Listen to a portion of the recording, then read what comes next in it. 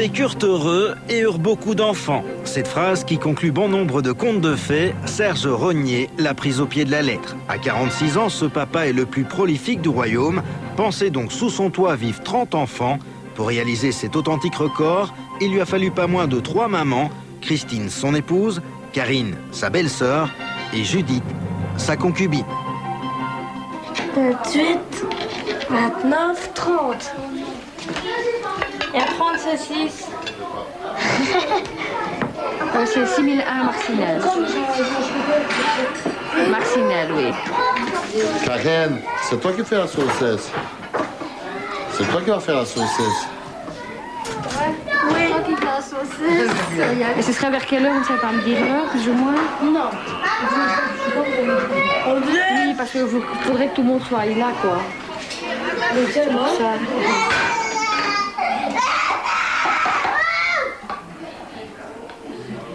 On s'est remarqué, toi. Tu prends pour qui, toi? Ah, mais ça va, pas de problème. De rien, merci madame, au revoir. Oui, évidemment, je crois parce que j'avais une drôle de voix, donc faire des photos. Des photos, enfin. Oui. Vous allez être célèbre dans toute la Belgique? Mais oui. Eh oui. Vous êtes content? Oui. Très très contente. Depuis quelques jours, la famille Rognier de Marcinelle est courtisée par tous les médias. Presse écrite, télé, radio.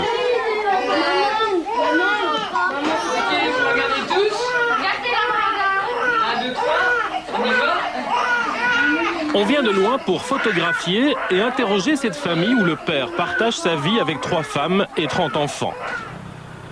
Une célébrité qui est arrivée à Marcinelle grâce à un événement inattendu.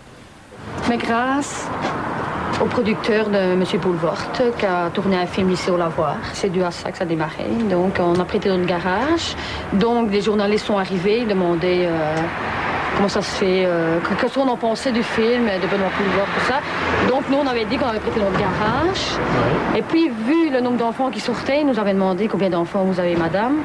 Moi j'avais dit que j'avais 15 enfants quoi. Donc moi j'en ai 15. Et mon mari est venu à dire, comme il avait plusieurs femmes, donc il a dit il y a 30 enfants, c'est pas 15, c'est 30 enfants qu'il a autour. Et vous allez vous arrêter où? Encore 2-3. Encore 2-3 enfants, et après ce sera fini. Pourquoi? Parce que. Pourquoi 2-3 et pourquoi ce sera fini après? Parce que ce sera fini après. Voilà, c'est tout. Ah, pas de... Oui. Une situation pour le moins surprenante, mais qui jusqu'à aujourd'hui n'avait jamais étonné personne à Charleroi. La pièce, la plupart du temps où on reste, comme les enfants vont parler aussi, faire leurs devoirs et tout. Donc, il a fallu le passage de Benoît Poulvord pour que tout le monde se rende compte que c'était arrivé près de chez nous. Il faut que les enfants aillent aussi parce que bon, c'est dangereux. C'est le coin cuisine, c'est toujours dangereux pour les enfants. Là, on monte en haut. Car Serge Rognier, le papa le plus prolifique de Belgique, n'a rien à cacher. Démonstration. Alors ceci c'est ma chambre. Bon mais c'est privé parce qu'il y a des armes et tout ça, je ne montre jamais ça à personne. Ouais. Vous avez des armes? Oui, c'est des armes. Quand vous êtes tireur ou... S'il vous plaît? Vous êtes tireur ou... Mais non, j'ai une carabine qui peut faire sport. Mais c'est une Winchester et tout ça. Puis j'ai des couteaux aussi, des poignards et tout ça. Et je ne veux pas que les enfants ne sont pas au courant. Autrement, c'est moi et mon épouse qui dormons dans cette chambre. Alors ici... Voilà, ici c'est la chambre des garçons. Bon, pas de tous les garçons, parce qu'il y en a qui dorment de l'autre côté aussi. Et alors la chambre des filles. Serge n'a rien d'un Casanova. Il n'a pas accumulé les conquêtes afin d'avoir le plus d'enfants possible. Tout s'est déroulé naturellement. Au fur et à mesure, comme ça, on n'a pas décidé, on va en faire autant, ça est venu tout bonnement, comme ça. J'ai rencontré mon épouse et nous sommes mariés le 10 juillet 87. Elle attendait déjà son 2e enfant, donc il y avait Jonathan et Christelle. Et puis vous avez rencontré à nouveau votre ancienne... Et ensuite j'ai rencontré mon ancienne amie, mon premier amour, on va parler comme ça, l'ancienne Judée. Et elle, on a décidé d'avoir des enfants ensemble. Mais je vous dis encore, il n'y a pas de jalousie. Avec l'accord de votre épouse. S'il te plaît. Avec l'accord de votre épouse. Avec l'accord de mon épouse, parce que je n'ai jamais rien fait derrière le dos de mon épouse. À l'origine, normalement, c'est moi qui devais épouser M. Renier. Donc, moi, je l'ai connu, j'avais 10-11 ans plus ou moins. Quand je l'ai connu, j'étais toujours à la grille de l'école, en train de le regarder, tout ça. Vous aviez quel âge? 11 ans, bien sûr. 11 ans? Ouais, 11 ans. C'était tôt, ça. Ouais, j'ai eu un flash, quoi. Judith et Serge se perdent de vue et se marient chacun de leur côté. Judith aura 5 enfants avant de divorcer. Puis avec Serge, elle aura ensuite 3 enfants supplémentaires. Et aujourd'hui, Judith est enceinte. Voilà. Vous en voulez encore? Ouais, moi, oui. Encore combien?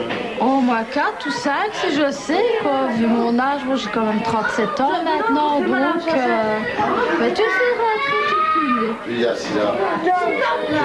La santé aussi, bon, maintenant, si ma santé ne le permet plus, à ce moment-là, je dis, il n'y a pas de problème, quoi. Je stoppe, qu'il n'y ait plus d'enfants. Et qu'est-ce qui vous motive à faire autant d'enfants? J'adore les enfants. J'ai toujours adoré les enfants. Donc, On travaille pour la patrie. et voilà. Tu sais qu'un couple maintenant ne fait plus qu'un enfant. Il est marqué sur la dernière heure. Un enfant. En moyenne. En moyenne. Elle a plus 5 enfants. Quand tu regardes ça, je sais pas, moi, là, c'est déçu qu'on peut élever des enfants, je regarde. Judith a le statut de concubine. Elle n'habite pas dans la maison familiale, faute de place. Vous allez où, là? Eh ben, je ramène ma concubine Chez elle. chez elle. Et vous allez manger là-bas? Ouais, ben non, on a déjà dîné, nous. Hein. Et vous revenez après, alors? Et après, je reviens. Au revoir, Tantine. Donc, c'est fini, papa. Au revoir. Merci, toi. Après Judith est arrivée Karine. Karine, c'est la sœur de Christine. Elle aussi a eu plusieurs enfants avec Serge. Vous êtes la maman de combien d'enfants, en fait? 6. 6. De qui, exactement? S'il vous plaît. Les noms. Oui. Michael, Linda, Roselyne, Olivier, Anaïs et Alex. Alors, dans quelles circonstances avez-vous décidé d'avoir ces enfants? Il est là. Ben, je trouvais pas de petit copain. Alors, j'ai préféré demander à mon beau-frère. Et comment a-t-il réagi lorsque vous lui avez demandé? Mais plutôt, c'est Louis, parce que moi, j'étais un peu gênée. Parce qu'il voyait que je trouvais pas de petit copain, alors il m'a demandé. Et j'ai dit oui. Vous avez dit oui comme ça, sans hésiter. Ouais, Et ça se passe comme ça. s'il vous plaît. Personne ne vous a critiqué? Ne Non, vous a non. dit non, il vaudrait mieux trouver quelqu'un d'autre? Non, on m'a rien dit, non. Personne. Et votre soeur, comment a-t-elle réagi alors? Elle n'était pas jalouse de vous? Non, mais il a demandé avant. Il a demandé avant, puis il a dit oui. Maman, Ouais. t'es sortie. En fait, l'histoire est un tout petit peu plus compliquée. Explication. C'est vous qui avez proposé pour avoir des enfants avec elle ou c'est elle qui... C'est-à-dire qu'il y a eu un peu moi. Et il y a beaucoup sa maman qui est dans le fond, la mamie qui avait... Et le père qui avait parlé un petit peu de ça aussi. Mhm. Donc ça ne vient pas vraiment de moi tout seul, je peux pas dire que ça, parce que sa maman était au courant, le papa était au courant aussi. Elle avait envie d'avoir des enfants, mais... Mais elle avait envie d'avoir des enfants. Et non, Et alors son père lui avait foutu dans son nez comme ça, ouais, mais tu vas avoir des enfants, t'as pas de copain, c'est là. Et alors c'est comme ça que moi, je me suis proposé, j'ai dit, ah, ben, moi je vais bien lui en faire, si ce n'est que ça, il n'y a pas de problème. Seulement, les enfants devront porter mon nom. Vous ne craignez pas de choquer les gens? Non, Quand vous les dites gens, ça. les gens ne s'en occupent pas. On peut tirer dans mon dos, on peut faire ce qu'on veuille. Je ne m'en occupe pas. Vous êtes une mamie heureuse, vous, avec Ouais. autant de petits-enfants. Oui, bien sûr. Pourquoi pas? Et alors, il y a le fait que votre fille soit aussi l'amie du père... Non, je me suis perdu, Oui, expliquez, parce que Ah oui, c'est comme... vous êtes perdus. Oui, oui. En fait, vous avez 2 filles qui ont des enfants avec le même papa. Oui, Ouais. juste. Vous êtes d'accord vous, avec ça? Bon, oui. Ça ne vous étonne pas? Non, non. Parce que la plupart des gens ne font pas comme ça. Ouais. Oui, c'est bien, bon. Allez. Voilà, ça ici, c'est la chambre de ma belle-sœur, avec les 2 lits jumeaux. Juste une question qu'on se pose. Vous avez plusieurs femmes. Oui. Comment vous organisez-vous pour les satisfaire? Est-ce que vous venez ici ou... Ah non, pour satisfaire ma femme, je satisfais dans ma chambre. Oui. Ma concubine, c'est chez elle. Et ma belle-sœur, soit on s'en va en dehors, ou des fois je viens ici, pas de problème. C'est ça. Mais il n'y a pas d'enfant, il n'y a rien. C'est ça. Vous avez 6 enfants, c'est beaucoup moins que votre sœur. Il y en a 15. Ouais. Et vous allez en avoir combien? Vous avez déjà réfléchi à ça ou... Moi, j'avais encore 4 enfants. Vous pensez que ce sera possible? Vous pensez que ce sera possible? Ouais. Parce que la maison, elle est grande, mais quand même. Ouais. Ça sera possible. Oui? Ouais.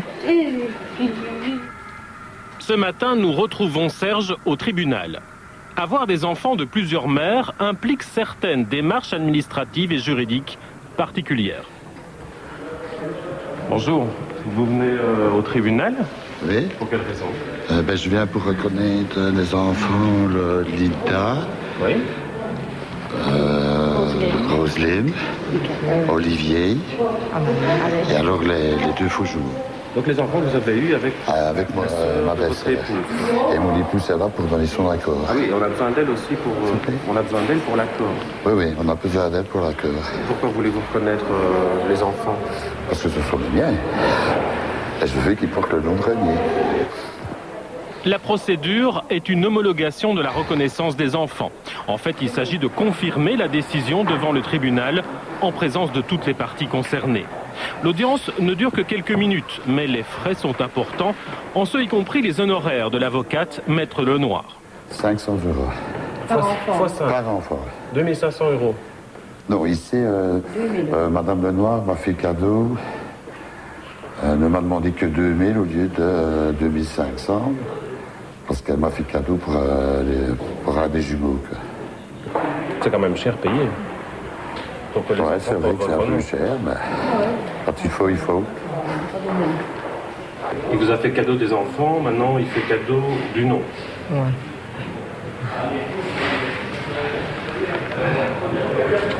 Et madame est toujours d'accord. Oui, toujours, madame. Face à un tel imbroglio familial, on pourrait s'attendre à ce que la justice y mette un peu d'ordre. D'autant que la polygamie en Belgique est interdite. Au revoir. Au revoir. Monsieur, à la prochaine fois. Avoir 3 femmes, est-ce que c'est... Ah, il n'a pas C'est 3 normal. femmes. Il n'a pas 3 femmes. Parce que Il la a polygamie une est épouse. interdite. Non, il n'a pas 3 femmes. Il a une épouse. Il a la sœur de son épouse qui vit sous son toit. Et puis, il a une amie qui vit ailleurs. Tout ça est autorisé par la loi. Bien sûr, monsieur. Bien sûr. Bien sûr. Ce qu'il ne peut pas faire, c'est se marier avec les Ah non, trois. ah non, ça, évidemment. On ne peut pas se marier avec les 3. Et il faut évidemment aussi que son épouse légitime soit un peu conciliante. Ici, c'est le moins qu'on puisse dire. Elle est très conciliante et tout ça se passe très très bien. Vous êtes son conseil, est-ce que il ne faudrait pas lui conseiller d'arrêter d'avoir des enfants? Ah, moi, je ne vais pas lui conseiller d'arrêter d'avoir des enfants. Ça n'entre vraiment pas du tout dans mes attributions. Il faut quand même défendre aussi le droit des enfants. Mais je pense que les enfants sont bien soignés chez ces personnes. J'en ai déjà vu quelques-uns. Vous avez eu l'occasion d'aller chez lui, de voir Non, un peu jamais. comment ils Non, sont jamais. éduqués ou... Non, jamais, jamais. Ce n'est pas du tout mon rôle. Si pour les adultes, tout semble se dérouler dans le meilleur des mondes, certaines questions se posent quant au bien-être des enfants. La famille vit en permanence dans 2 pièces. Autant de personnes confinées dans un si petit espace pose des problèmes. Pour exister, il faut se faire entendre.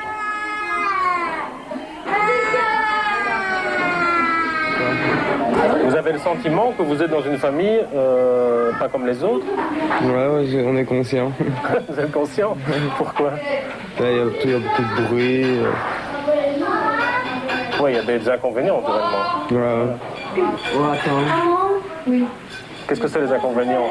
C'est comme j'ai dit, le bruit, les petites bagarres entre eux. Ça, c'est tout le temps, quoi, tous les jours, en permanence. Tous les jours, voilà. Et vous n'avez pas un petit coin où vous pouvez vous retirer seul Dehors avec nos copains. Dehors. Dans une si grande famille, la répartition des tâches n'est pas un vain mot. Ici, tout le monde met la main à la pâte.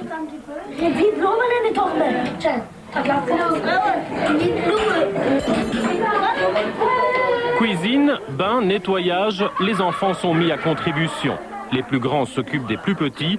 En fait, les adultes ne sont jamais débordés. Ils supervisent le travail.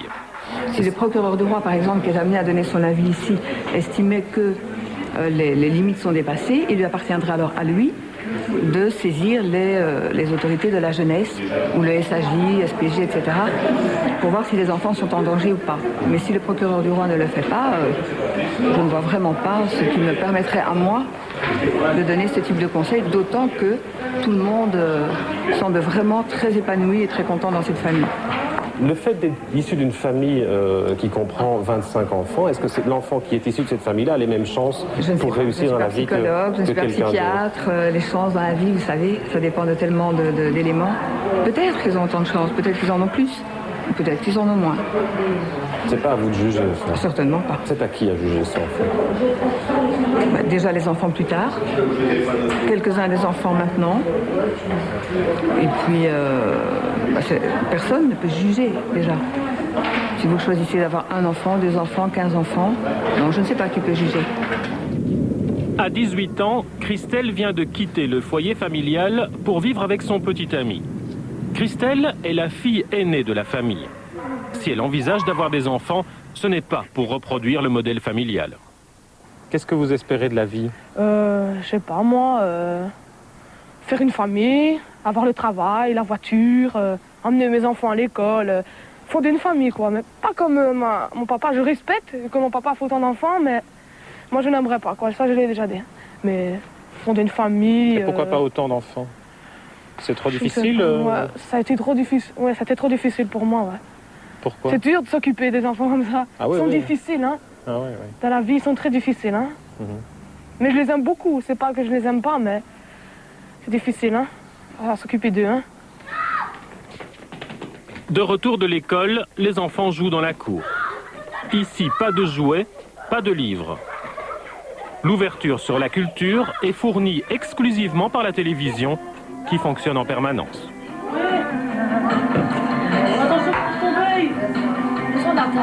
Des livres, on n'en achète pas parce que des livres ici, ils les déchirent. Tandis que si par exemple un des plus grands pour l'école a besoin d'un livre, ils vont à la bibliothèque et ils en louent un, quoi.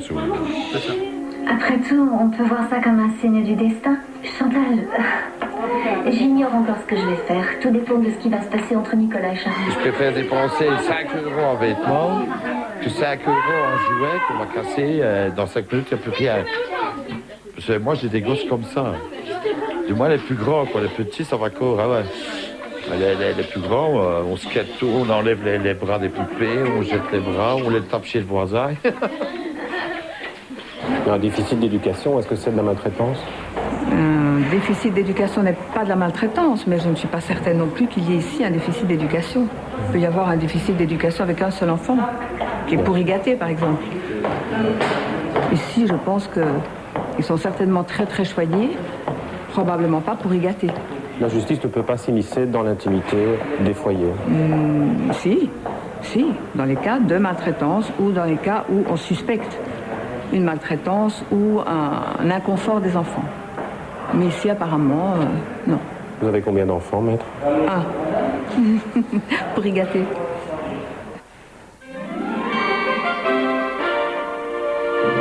Quand Serge reçoit ses allocations, il se précipite au supermarché. La suite de Reporter, c'est dans un instant.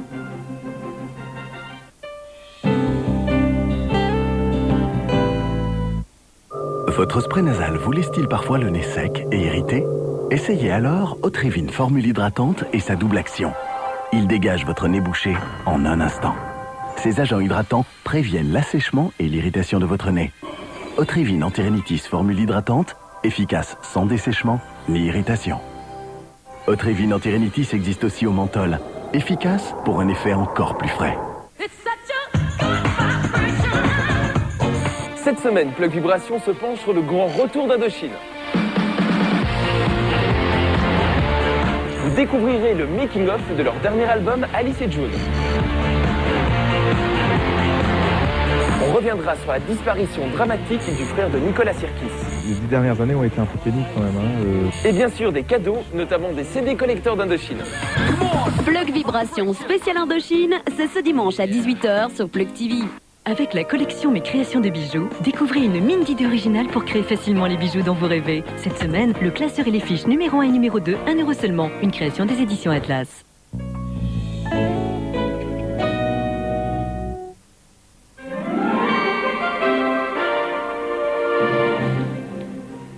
Est-ce que vous pouvez me dire le prénom de vos enfants, madame? Oui, il y a Jonathan, Christelle, Jérôme, Benoît, Cathy, Carmen, Julie, Brigitte, Serge, Judy, Valène, John Ross, Brandon, Bruce Lee et Madison.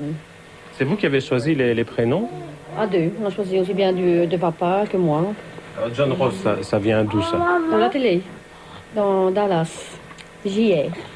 En fait, en matière de choix des prénoms, tout est permis sauf le ridicule. À l'administration communale de Charleroi, cela fait longtemps que Bernadette Martin, la directrice de la citoyenneté, ne s'étonne plus. Madame Martin, des parents qui appellent leurs enfants John Ross, est-ce que ça vous surprend? Vous savez, depuis que les feuilletons de télévision nous ont amené un ensemble de prénoms venant d'outre-Atlantique, nous avons énormément de prénoms qui n'étaient pas traditionnels avant 1960. Et Bruce Lee, qui a choisi ça? Ça, c'est le papa. Il aimait bien l'acteur Bruce Lee. Et c'est pour ça. Ça, c'est le petit, ici, Bruce Lee. Oui, Bruce Lee, là, oui. Mais les parents sont prudents et évitent quand même des prénoms tout à fait hors normes. Il n'y a pas de problème d'appeler son enfant Bruce Lee à la commune? Ils n'ont pas été surpris? Non, même pas. On pensait que ça n'aurait pas passé à la commune, mais pas eu de problème, rien. Mais Bruce est un prénom. Mais Bruce Lee, c'est un peu étrange, non? Oui, mais Comme Lee est un prénom également. De toute façon, lorsque nous avons...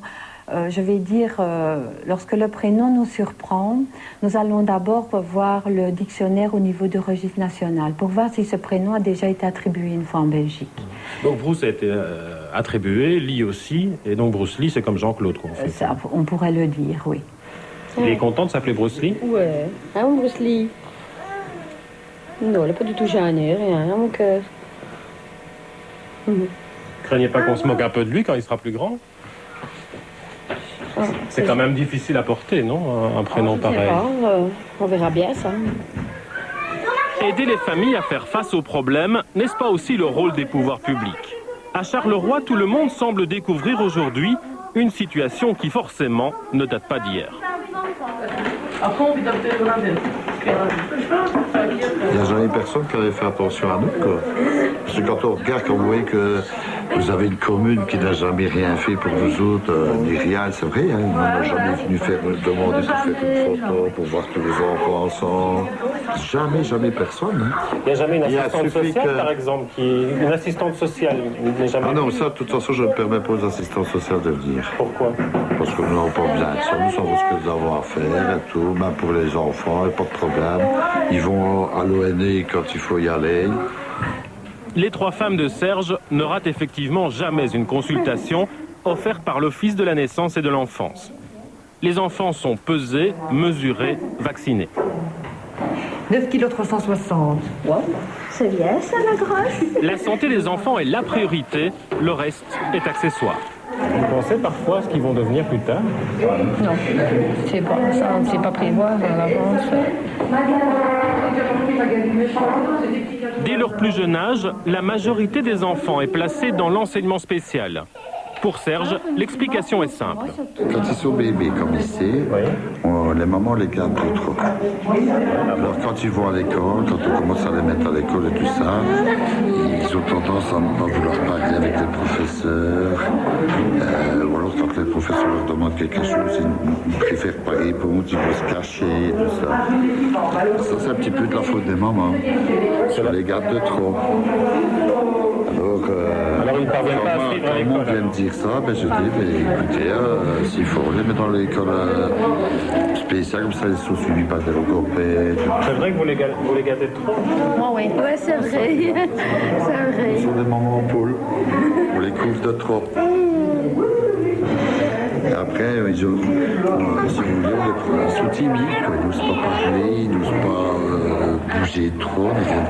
Et ce ne serait pas dû au fait qu'ils sont très très nombreux dans la maison et non, ça pose un problème? Non, parce que dans la maison, ils parlent, ça peut même lâcher des fois des grossièretés. C'est vrai, à la maison, ils parlent. Ouais, les grossièretés, ils apprennent à l'école. Nous avons tenté d'interroger le médecin de l'ONE qui a refusé pour des raisons de secret médical. Même refus pour la direction de l'école d'enseignement spécial qui accueille la plupart des enfants. Là, le directeur a refusé que le nom de son école soit associé avec cette famille. Il nous a toutefois précisé que l'épouse et sa sœur étaient passées également par son école. Le problème semble donc être appelé à se répéter. Christelle Régnier. Oui, bonjour. L'avenir, c'est aussi la préoccupation de Christelle. L'aînée de la famille a décidé de chercher du travail. Elle se présente donc aujourd'hui au Forum, 4 mois après son inscription. Elle a terminé avec succès des études professionnelles en hôtellerie. Ce que j'aurais aimé, c'est que vous apportiez votre CV. Vous avez un CV. Mais je l'ai, oui, mais bon. J'ai oublié, j'avais la tête en l'air. Ça serait bien qu'on puisse examiner et faire le tour de tout. Mon diplôme, c'est mon diplôme, le CV. Non.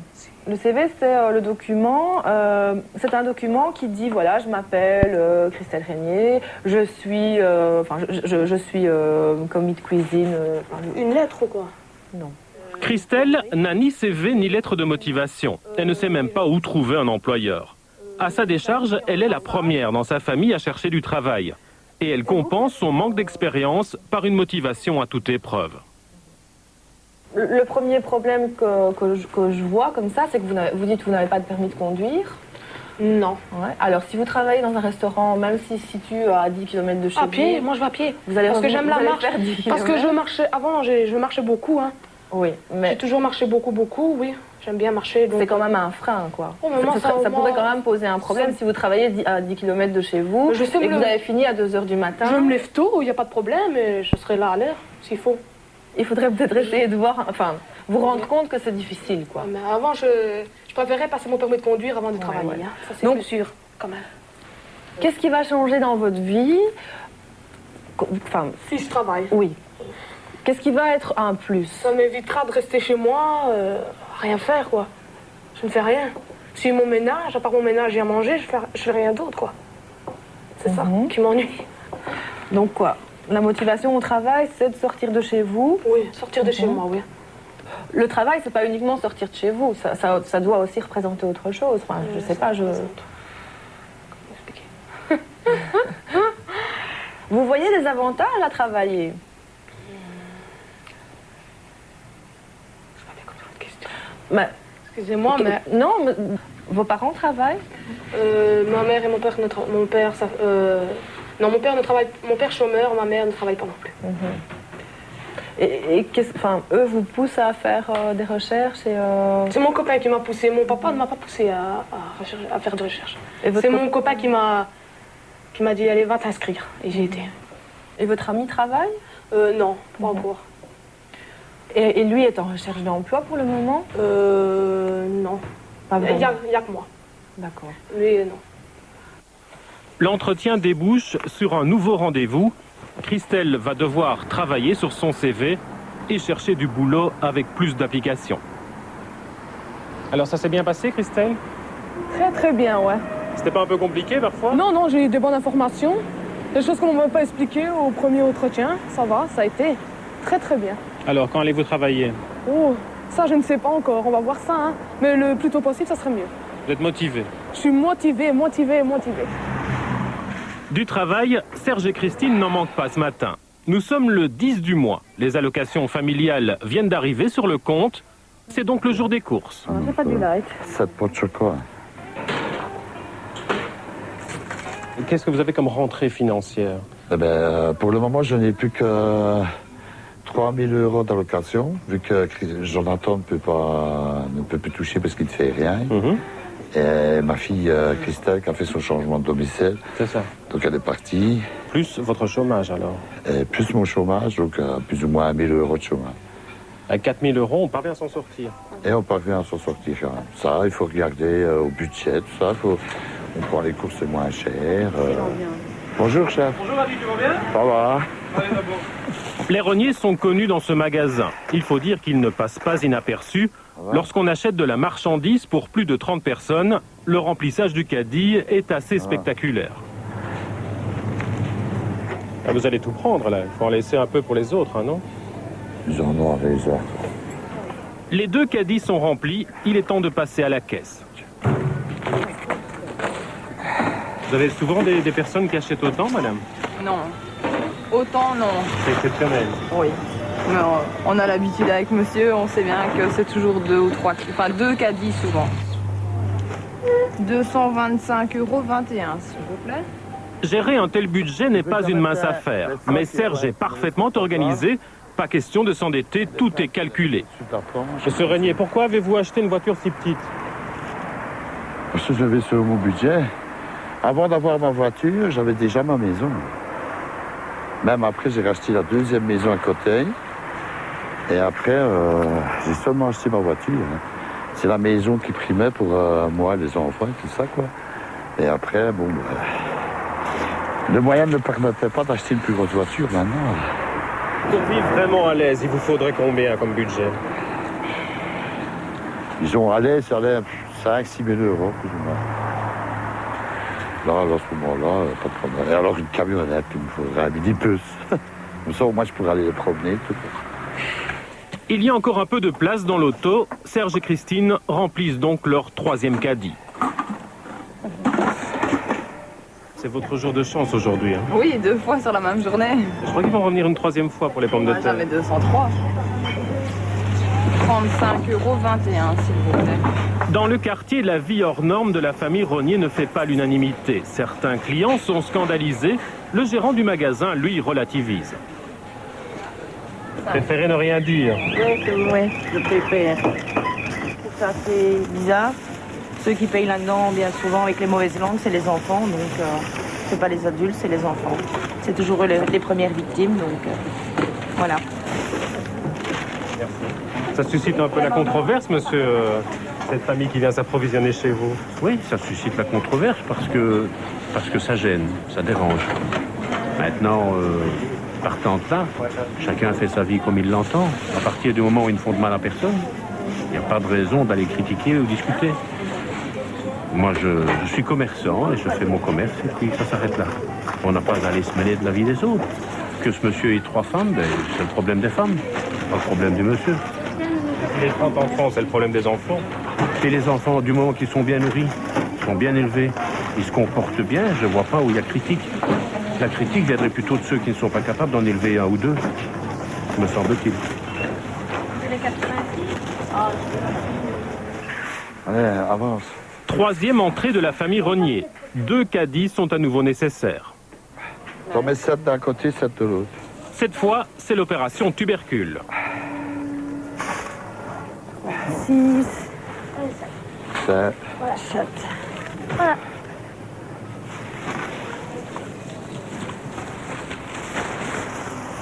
Monsieur René, les courses sont enfin terminées ce matin? Ouais, il n'y a plus que le lait à aller chercher à Lidl. Ah, il y a encore le lait? Ouais. Ça, tu lui donnes ça, tu peux Pour votre petit gamin, madame. Elle donne lui un litre de lait pour le pied. Voilà, madame. Rien. Rien. 1 heure plus tard, Serge ressort du second magasin avec son 6e caddie rempli lors de cette matinée. Vous n'avez déjà pas beaucoup d'argent et puis en plus vous donnez aussi aux personnes qui demandent. C'est triste de voir ça. Je dis que c'est triste de laisser des gens comme ça, sans rien et tout ça. Moi je trouve ça triste. Il y a des enfants. Surtout qu'il y a un petit. Voilà. Et moi comme j'adore les enfants. Il aura eu son petit Noël. Là. Certaines personnes, quand ils voient ce que vous achetez, ils disent c'est finalement avec l'argent des allocations, avec notre argent que vous achetez tout ça. Votre argent? Oui, oui. L'argent des allocations, c'est tout le monde qui cotise. Ouais. Ça ne vous dérange pas, ça, de dépendre finalement de la solidarité de tout le monde? toute façon, si on a droit aux allocations, c'est qu'on les méritait. Autrement, on n'aurait pas le droit, on n'aurait pas le droit. Mais ici, on a le droit, on a le droit. Celui qui travaille, qui a travaillé, a droit à ses allocations. Celui qui ne travaille pas n'est rien. Il a droit à rien, c'est tout à fait logique. Mais avoir 30 enfants, est-ce que ce n'est pas abuser un peu du système, non? Non, non, non, il n'y a pas d'abus. Les enfants, on les a voulu, ils sont là, il n'y a pas de problème. C'est le principal. Ils ont à boire, ils ont à manger, ils ont tout ce qu'il faut, donc il n'y a pas de problème. C'est fini les courses là, pour ce matin? Ouais. Hein. Sacré boulot quand même, hein? Bon, non. Parce qu'on n'a rien d'autre à faire. Ça rien, il y a que les allocations, vous savez, ils parlent comme ça. Parce qu'il y a de la bœuf. Bah, je n'ai pas. J'ai quand même pour le nourrir, l'habiller. Madame, elle dit. Elle nous regarde, elle rit, madame.